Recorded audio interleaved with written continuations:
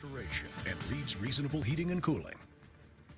And we are tracking a lot of changes leading up to the first alert weather days that we have for Saturday and Sunday. But for now, we're staying overcast yet dry here across central Mississippi. Overnight, though, our temperatures are going to plummet in a few spots already below freezing, mostly in our northernmost counties. But for your Saturday and Sunday, we do have a combination of rain, a little bit of sleet possible, but ice certainly likely as we head towards the end of the weekend. And that is all from Saturday to Sunday. Now, the difference between all those different types of the variation of precipitation is actually going to boil down to what the temperature is exactly and where the freezing line lines up. And it is going to fluctuate throughout the weekend. So this is looking at your Saturday afternoon, for instance, 3 p.m. Belzona, you're looking at 31 degrees, but as close as Vicksburg, you're looking at 36 and 41 in Jackson. So that's what we're talking about. Whereas the line that's moving constantly for where the freezing is, that's going to be the cutoff for where you're seeing the freezing rain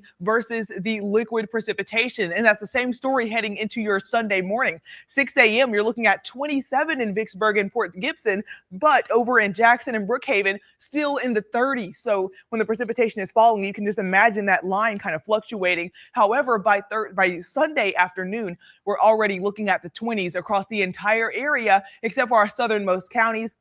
Tylertown and Macomb still hanging on to those upper 30s until we head into the overnight period. By 7 a.m. on Monday, we're all freezing across the area. So this is what that looks like as far as the precipitation is concerned. So noon on your Saturday, the lower Delta, even stretching down towards Warren County, potentially looking at that frozen precipitation, the freezing rain, and that's where you could see ice hanging on to limbs and power lines and things like that.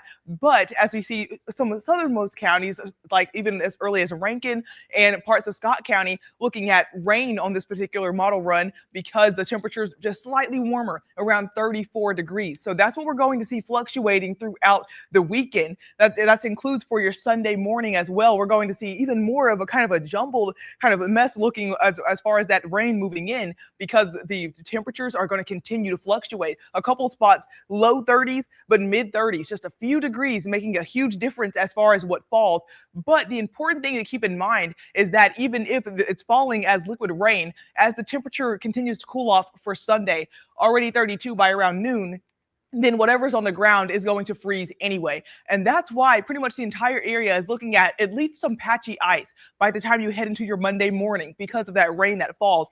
But where you're seeing the freezing rain already with the temperatures below freezing earlier in the weekend, you're looking at more accumulation. So that's where you see these areas highlighted in purple. That includes parts of Yazoo County all the way up towards the Delta. And that's where you have the biggest risk of power lines potentially coming down.